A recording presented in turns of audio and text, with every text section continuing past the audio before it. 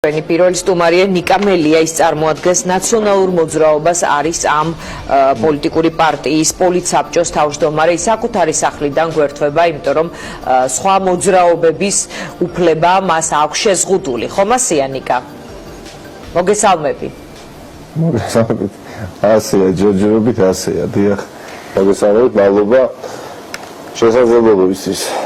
ნიკა, მინდა კითხო, დღეს რამდენიმე სტუმარს დაუსვიე შეკითხვა.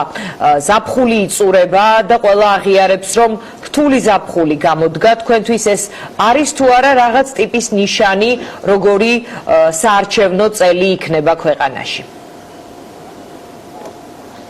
დიახ, ჩვენ დავინახეთ ნამდვილად, რომ ცხელი რბილად რო თქვა, ალბათ ჯაკი და არ დამთავრებულა.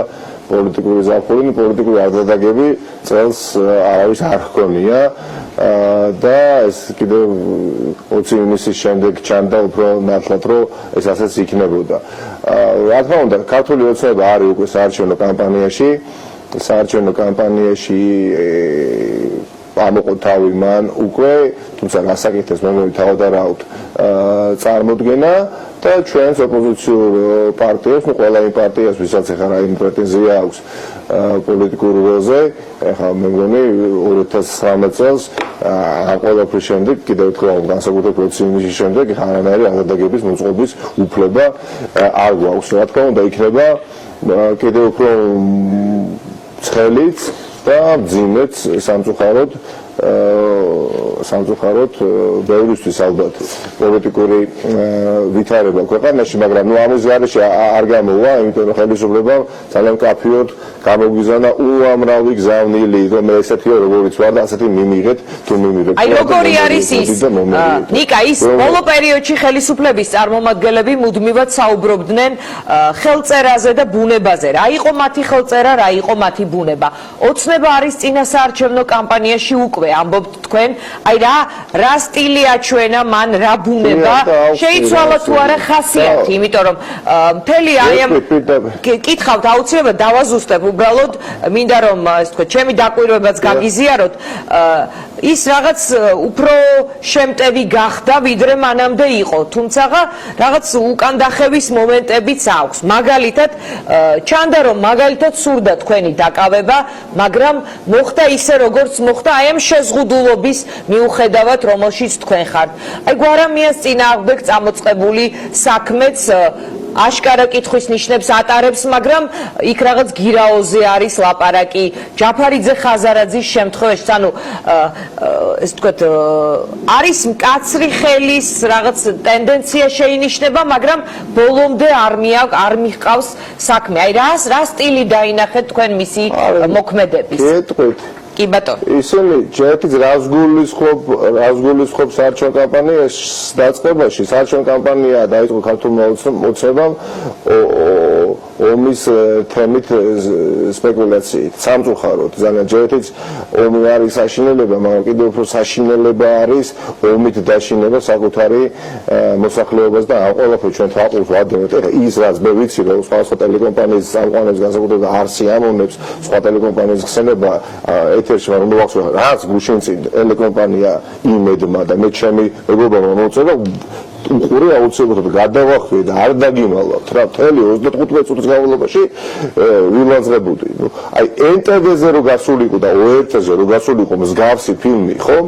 სადაც ქართული მხარე გამოდის ომის ინიციატორად და დამნაშავედ, იქაც კი აღშფოთდებოდი რომ მეყურებია. მაგრამ აქ ეხლა ერთ-ერთ თავად ტელეკომპანიის ეთერში ქართული, ასე თქვა, გამხმოვანებელი 25 წუთის განმავლობაში, როგორც აღმოჩნდა ბატონი ვალიაშვილი, ნიკა ვალიაშვილი, რომელიც არის, არ ვიცი, იდეოლოგი, როგორც ამ ქართული ოცნების, ხო? ეს აღიარებს რომ მე ვარო ავტორი ამ ფილმისა და დავაზუსტებ უკაცრავად მაყურებლისთვის, ეს არის იმედის ეთერში გასული ფილმი ომზე, რომელსაც დღეს ნაციონალურ მოძრაობაში გასული ფილმი, სადაც ითხოვდა ამ ფილმის ავტორის დაზუსტებას, იმიტომ რომ ფილმი არ ატარებდა აი ამ მაიდენტიფიცირებელ ნიშნებს, ვისი მომზადებული იყო და ნიკა ვალიაშვილმა, რომელიც არხის დირექტორის მოადგილეა, თქვა რომ ფილმის პროდიუსერი ვარ მე, ავტორი მერაბ მამარდაშვილი, საზოგადოება და ასე შემდეგ და სიმართლე არის ამ ფილმშიო. მე გამოგიტყდებით, არ მინახავს ეს ფილმი, მაგრამ რაღაც სულისკვეთება ამ ფილმის ჩემთვის გასაგებია, რაღაც ფრაგმენტი და ვხედებ. მე გეტყვი მე მაყურებელს ვეტყვი, ემით აღუწერელი, მართლა გაუბრაზდი რა ხალხო, აი გარდა გიმოვა და დედას ვიგინებოდი 15 წუთის განმავლობაში რა. აი საოცრება ვნახე და მე მსგავსი ფილმი არსებობს და ისიც ვნახე, ისიც არ მქონდა ნახე NTV-ზე რომელიც გავიდა და ერთ-ერთი უბრალოდ აქ იყო ქართულად, იქ იყო რუსულად და ამათმა გააკეთეს. ლაურია შვილობა და ლაშა ნაცოშვილობა ბიზინა შვილობა გააკეთეს. აი მე-15 წუთზე მაგალითად აი პირდაპირ ფილმის სოლობისას ეს ფილმი ამბობს და ამის შემდეგ რუსეთს სხვა გზა არ ქონდა რომ გაეხსნა ცეცხლი. პირდაპირ დაგმადანაშაულა ომის წამოწყებაში ხახრო? ომის წამოწყებაში დაგმადანაშაულება ეს ერთი საქმეა, ეს ადრეს დამახინჯებული არა ფილმი რომ რაღაც დაჩაგრული რუსეთი რომელსაც სხვა გზა არ დაუტოვეს, აი ეს ტენდენცია იყო სიახლე ყველა. მე არ მინახავს გავსი. არა დიანა, არ მინახავს ფილმით, ახლა არასოდეს არ გაუკეთებია და არ უკადრებიათ ეს. პლუს ამ ფილმის პარალელურად რა საუბრობენ, ხო? რასაც საუბრობენ ის ფილმად აქციეს, ხო? და ამ ყველაფერს სამართლების საფუძველს ქმნიან რეალურად ძალიან ბევრისთვის, რომ აღიარონ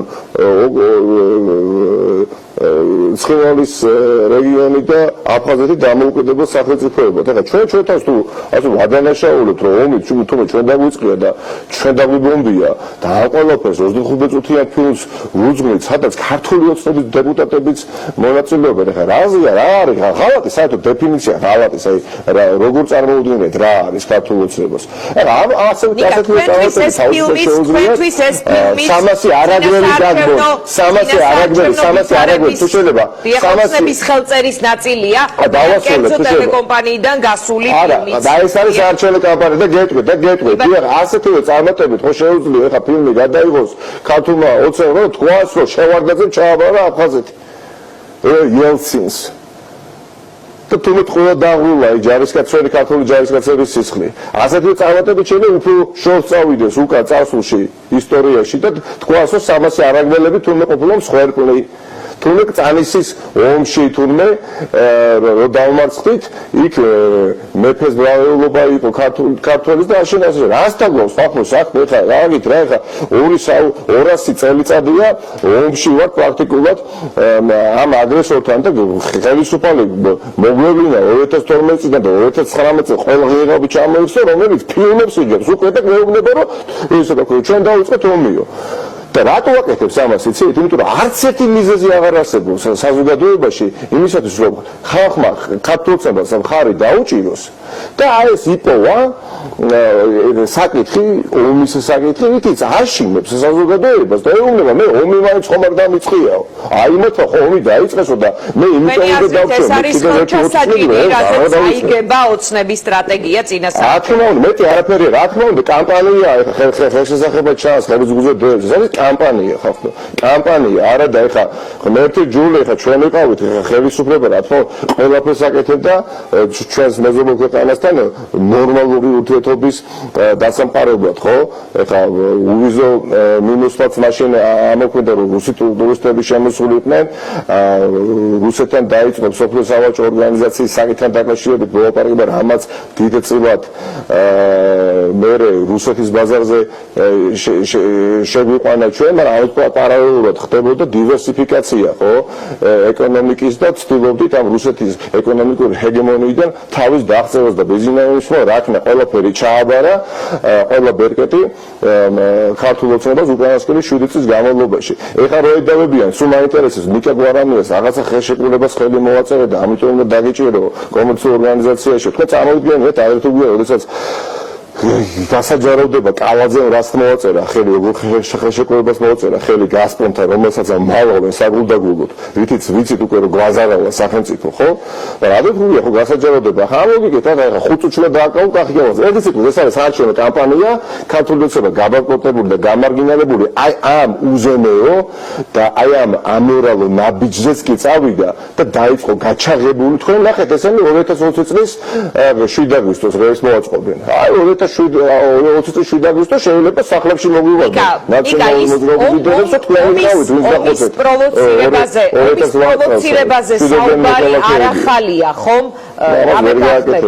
ომის პროვოცირებაზე საუბარი არ ახალია აი აქ რა იყო ახალი თქვენ ასევე მიიჩნევთ რომ იქნება საარჩევნო სტრატეგიის ნაწილი რომ აი ჩვენ მშვიდობა მოგეცით მათ ომის პროვოკაცია მოაწყვეს აი ეს იქნება აი ნახეთ ხავს ეჭიდება ხავს ეჭიდება ქართული ოცნებამ რაღაცა რაღა უნდა დაპირდეს ხავს ვერაფერი ბუნებაში აღარ არსებობს ჰიპოთეტურად ვეღარ მოიფიქრებს არ არსებობს ერთი დაპირებაც კი რომელიც შეიძლება გაიცეს წინასაარჩევნო კამპანიაში ხალხზე იმიტომ ყველაფერი გასაგებს ამ შვიდი წლის განმავლობაში მოდი ყველაფერი გააკეთება აღარ არსებობს რა უნდა ხან ეხლა რომ ცალს გავკერავ და მიწას დაუბარა ხო არ იტყვის რა უნდა ხეს ამიტომ ეხლა იყო ხელისუფლება ეს საწყის წლებში რომელიც ამბობდა რომ აი ჩვენ ხო მიტინგი ხო აი ჩვენ ჰუმანურები ვართ აი განსხვავებით წინა ხელისუფლებისა ჩვენ ხო ხელი არასოდეს არ აგვიწევია საქართველოს მოქალაქეზე ხა რა გააკეთეს 20 ივნისს დავინახეთ ხო რა საუბრობენ რომ ხა აი ჩვენ აუცილებლად სამართლიან სასამართლოს ჩამოვაყალიბებთ ჩვენ გვექნება სამართლიანი სასამართლო ობიექტური პირუთნელი თავისუფალი მაგრამ ვერ გააკეთეს ხო ეს ყველაფერი და ეხლა რა დარჩა ერთადერთი ეს და ბოლო ერთი თვის განმავლობაში მე თავს ვლაპარაკობ მაგრამ ეხლა კარგით რა ხახდო ყველაზე მძაფრად ქვეყნის მოსახლეობის უდიდესი ნაწილი რეაგირებს ყველა იმ საკითხზე რომელიც უკავშირდება ჩვენს ოკუპანტს და ეს ყველაფერი ხო გამოჩნდა 20 ივნისს ამიტომ მე ურჩევდი ქართულ ოცნებას ხელი აიღოს ამ სისულელეზე წინააღმდეგ შემთხვევაში ეხლა მას ალბათ წაერთვება შესაძლებლობა რომ საერთოდ არჩევნებშიც კი მიიღოს მონაწილეობა იმიტომ რომ ეს ცდება უკვე პოლიტიკური ოპონენტების სივრცეს სხვა პოლიტიკური ძალები მუდმივად ეჭვიანობას ვერ დავარქმევ მაგრამ სულ პრეტენზიებს გამოთქვამდნენ რომ ყველა საარჩევნო კამპანია აგებული იყო აი ორი ძალის დაპირისპირებაზე რომ ისინი ერთმანეთს იყენებდნენ განსაკუთრებით ხელისუფლება ნაციონალურ მოძრაობას მტრის ხატად და აი ამ ნიშნით მიდიოდა ყველა არჩევნები და რომ ეს ორპოლუსიანობას ორივე კვებავდა თქვენი აზრით ამ რეჟიმში ვეღარ ჩაივლის ეს არჩევნები თუ იგივე მცდელობა იქნება აი ამ ნიშნებიდან გამომდინარე რომელიც ამ ზაფხულს მე გეტყვით როგორ ჩაივლის საკითხი იქნება არა ნაციონალური მოძრაობა და ქართული ოცნება საკითხი იქნება ხშირად ვამბობ ისტორიის მხარეს თუ ისტორიის არასწორ მხარეს ცივილიზაციისკენ სვლა თუ განუვითარებლობისკენ სვლა ანუ პუტინის ფედერაციისკენ სვლა თუ დასავლეთის განვითარებული ქვეყნებისკენ სვლა აი ეს არჩევანი გვექნება ხო მე ხა დღეს თქვენს ეთერშიც მოვისმენე ხა არაფერი პირადული ქალბატონ ბურჯანაძის მაგრამ მან ხო პრაქტიკულად დაადასტურა თქვენთან ეთერში რომ იგი აუცილებლობით იქნება ქართული ოცნების კოალიციაში ანუ მასთან ერთად კოალიციაში ეს თქვა თავისთავად მეც ასე გავიგებ ისი განცხადება რომ პოტენციური მოკავშირეა სურვილის ზონაზე ასე გამოსურდა დაადასტურა ეხლა კიდევ თქო არაფერი დაადასტურა ეხლა ერთადერთი უბრალოდ ნახოთ არჩევნებს როგორ ჩაატარებსო ეხლა რა არა და გამოსტილი ქალბატონი ბრძანდა და პოლიტიკოსი ხო ქალბატონი ნინო და ეხლა როგორ ჩაატაროს არჩევნები 2000 როგორ ჩაატარა 2018-ში როგორ ჩაატარა სხვა არჩევნები რა მოგოდი რა საკეთებს ხო გააუდაბნოებს თე პოლიტიკურს და დაასდებს ამისას ცალსაკი ჟურნალისტებსაც დაიწყოთ დენა იმისათვის რომ ველი მედიას და პოლიტიკოს მოასწროს 2020 წლის არჩევნებში გამოცხადება უნდა გადათამაშება თქვენთვის რა სირთულეებს ქმნის იმიტომ რომ დავაზუსტებ აქაც შეკითხვას მაგალითად რუსთავი ორის ყოფილი გენერალური დირექტორი ეთერებში მათ შორის ჩვენს ეთერშიც თქვა თუ არ ვცდები ამბობდა რომ რუსთავი ორი უფრო მეტი იყო ვიდრე პარტია ტონის მიმცემი იყო უფრო ძლიერი იყო ვიდრე ნაციონალური მოძრაობა ანუ ნაციონალური მოძრაობის ძალა დიდწილად იყო რუსთავი ორში აი ეს ძალა თუ გამოგეცლებათ მაშინ რა რჩება თქვენგან როგორ შეძლებთ თქვენი პოლიტიკური ამოცანების შესრულებას თუ მიყვებით მას ამ რიტორიკაში? კი ბატონო, ხა რუსთავი 2 უმნიშვნელოვანეს როლს თამაშობდა ქვეყნის დემოკრატიულ პროცესში.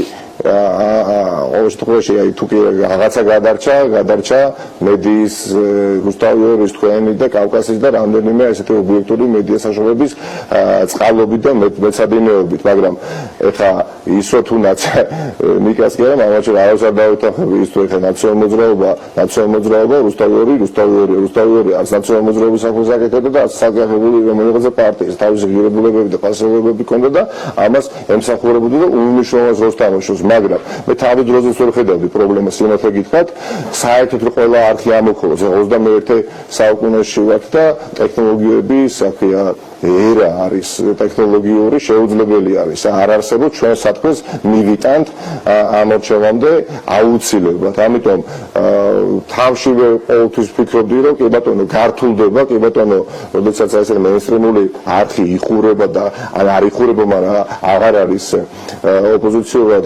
განწყობილი რთულდება მაგრამ აპატიეთ რა ხა იევარდებით დაფენილი გზა არ ქონია 2012 წლიდან და არც გვექნება და უნდა მოვიდომოთ კიდევ უფრო მეტი მაგრამ ის რო ეხა იცით რა ნაციონალ მოძრაობა ვიღაცაზე იყო დამოკიდებული არ დაგეთანხმებით არ იქნებოდა რუსთავი 2 სხვა შესაძლებლობებსაც გამოვნახავდით და გამოინახება აუცილებლად კერკლინის ქალამნებს ჩავიწევთ ტელეფონს დავიჭერთ ხელში და შევძრებით სოციალურ ქსელში და ფეისბუქში და ხომ იცით რომ ტელევიზია არის აქტივ მოხმარების გაკეთება ხო ხარ გაკეთება აკეთებს გავსაგებია ნიკამ მაგრამ ნუ აი კიდევ დავასე დავავყარო ჩემი არგუმენტი გავსაგები ხო 2012 წელს ხო ეხა ტელეკომპანია იმედიც და ტელეკომპანია რუსთავი 2-იც ვიზე მუშაობდა მაუწყებელი ვიზე მუშაობდა ქართულ ოცნებაზე მუშაობდა და ნაციონალურ მოძრაობაზე მუშაობდა ჰქონდათ ერთნაირი ვიოსტკები ეგრეთ წოდებული განრიგი საინფორმაციო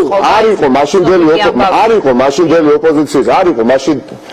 მაშინდელი ოპოზიციის ხარდაჭერი ხო რბილად ვთქვათ და შედეგი როგორ დაფიქსირდა 2012 წელს ხო მოიგო იმან ვისაც ჰქონდა არ ვიცი კავკასია ვის რაც თქვენ არ არსებობ ტელეკომპანია მაესტრო და ასე ხო ნუ მაესტრო ამიტომ აი ნათელი მაგალითი თუ როგორ გაიმარჯვებს ოპოზიცია 2020 წელს რაც არ უნდა მოხდეს იქნება ბევრი ტელევიზია გაკეთდება ერთი გაკეთდება მეორე კიდევ რასაც ამოსებენ ხომ კარგი თუ არა და ეხა ჩვენი მიზნებისა და ჩვენი ამოცანებისგან ხელს ვერ აგვაღებიოს ბიზნეს იმენიშვილი იმიტომ რომ ნიკა ძალიან მნიშვნელოვანი არის თუ არა ძალიან მნიშვნელოვანი იმის ცოდნა ამ მომრჩევლისთვის თუ ვისთან დაჯგუფების პერსპექტივას ხედავთ თქვენი პოლიტიკური ძალისთვის, იმიტომ რომ ხელისუფლებაც აღიარებს, რომ კოალიციური მთავრობის ალბათობა არსებობს მისთვის, ის მაინც პირველ ადგილზე ამ ეტაპამდე კვლევებითაც და საარჩევნო შედეგის თვალსაზრისითაც. აი სხვებისთვის ალბათ მით უმეტეს დგას ასეთი აუცილებლობა, ასეთ პერსპექტივას განიხილავს. აი თქვენ ნაციონალური მოძრაობის ერთ-ერთი ლიდერი ვისთან ხედავთ თქვენ თავს, იმიტომ რომ დღეს მე ამ თემაზე სხვა ლიდერებთანაც საუბრობდი, მათ შორის გიგი უგულავასთან და მასთანაც ვახსენე მაგალითად გიგა ბოკერიას განმარტება, რომ ის შეეცდება უბიძინოთ და მათ შორის მიშა სააკაშვილის გარეშეც საკუთარი მიზნების მიღწევას. აი თქვენ ვისთან ხედავთ სამომავლოდ თქვენ თავს? პირველ რიგში ხალხოთ პრაგმატულად სწორი არ იქნება ხო თქვათ ერთი წით ადრე აწევა ნახეთ საერთოდ ეხა არჩევნებამდე მივივალთ რომ უახლოდ გეუბნებით ეხა და არიან პოლიტიკური პარტიების რიგი წარმომადგენლები რომლებიც რაღაცას იტყოდებენ დააყოლებენ აუცილებლად შვიდობიანად აუცილებლად გასაგებია ეს შვიდობიანად გვინდა ჩვენც გიჟი კი არა ვარ ეხა რატომ უნდა მინდოდეს ის რა ქვია ჩხუბი ყველი წევილი შვიდობით მინდა მაგრამ ეხა შვიდობა გვაქვს ეხა ჩვენ შვიდობა გვაქვს ეხლა ჩვენ თქვენ ტიპები და ზემოთ დავისვით კითხვა და რასთან გვაქვს საქმე რეალურად ხან სუსტია ხან ძლიერია ქართული ოცნება გზადაგზა ხო არ ცვლის თავის ბრუტალურ გადაწყვეტილებებს არა ასოს იმიტომ რომ გვარამეცთან მიმართებაში ხო არა გალამის მართებაში მან ასეთი გზა აიჩია რომ განგრძობადი გახადოს ეს პროცესი და ნახოთ კიდევ როგორ დაამთავრებს ჩვენთან დაკავშირებითაც უბრალოდ ბოლო წამს გადაწყვეტა შეეცვალა მიღებული გადაწყვეტილება და რა თქმა უნდა ისთვის ამაზე ბევრი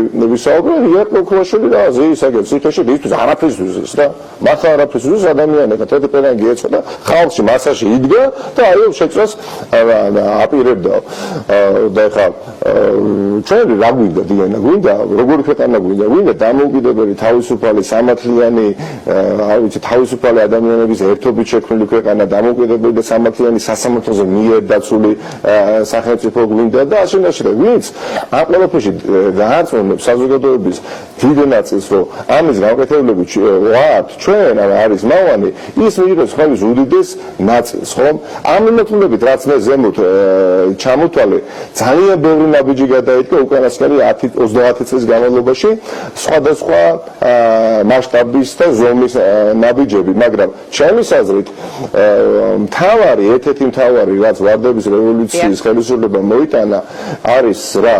არის შემდეგი რომ ხალხს ანუ დღეს ჩვენ ყველას ჩამოგვიყალიბდა აი დაუოკებელი მოთხოვნილება სამართლიანი სასამართლოსი. მე ვაღიაროთ ეხლა ეს მოთხოვნა 2003 წელს არ არსებობდა. ვარდების რევოლუცია მოიტანა ეს თუ ვარდების რევოლუციის შემდეგ და შემდეგ გამძაფრებული მოთხოვნილებაც არ გვაქვს. დავასრულებ. ეხ ბოლომდე სამართლია. დავასრულებ ას უფრო გასაგებად. კი ბატონო. დიახ. რა თქმა უნდა, მას შემდეგ რაც უამრავი რეფორმა გატარდა ხო განათლების სფეროში, გამოიქვა კორუფცია, იქ რაღაცა ხუთჯერ ეკონომიკა გაიზარდა, 10ჯერ ბიუჯეტით 11ჯერ პენსია რაღაცა ხო? აი ამის შემდეგ რა თქმა უნდა, ეს მოთხოვნილება გაჩნდა, თორე ხა რომელ მოთხოვნილება, რომელიც სასამართლოზე საუბრობდა 2020 წელს. 2 წელს ხალხი ამ ქალაქში დავიბადე და გავიზარდე და ზუსტად ვიცი რა თავისუფლების მეტროდან რომ ამოხვიდოდი ჭონქრების ქუჩამდე, ან გეწფეოდა ჯინსები, ან გეწფეოდა ბოტასები, ან არა, ხო? ჩვეულებრივად ეხა ადამიანების გატაცება, უშუქობა, usinatlობა ეს იყო, ხო, გადავრჩე და არავინ ამას არ აპროტესტებდა. ის რომ ეხა ვერაზე 2020 წელს შუქი არის და ბერეთის ქუჩაზე ასეთი ვერელი არ გამოდიოდა ქუჩაში და არა, ნახეთ, მაგრამ არა, ერთერთი, მაგრამ ძირითადად სამართლის მოთხოვნილების? არა მე რას რითი დავიწყე ხო ეხა სამართლიანი სასამართლოს გამოცდილება არც 90-იან წლებში ქონია არც ინახელისუფლების დროს ქონია არც მithumetes საბჭოთა კავშირის დროს ქონია ამის გამოცდილება და არც მეფის რუსეთის დროს ქონია არ ქონია ეხა ობიექტურად ხო მაგრამ ეს ხელისუფლება რისთვის მოვიდა ხო იმისთვის მოვიდა რომ ვა მართლა ნაცებმა რა მაგარი ბევრი საქმე აკეთეს ეს გავას გაიგებთ ქოცებისგანაც ყველა რა მაგარი ქალაქები აშენდა ძმაო არ გაგიგია და ეს ბიზნესზე საუბრობენ ეხლა აფუს აღარ შეაწერენ ბიზნესს მაგალითად ჯიხური თუ გიგას იქ ფული არ უნდა გადაუხადო ბიზნესმენს უბნის ძველ ბიჭ თუ ჩააბარებს ხობელი ახალგაზრდანიჭიერი სამედიცინო უნივერსიტეტში ფული არ უნდა გადაიღოს ეს ყველაფერი მაგრამ არ სამართლიანი სასამართლო ვერ გვაღირსეს და ერთი ამო დედაცვატირე და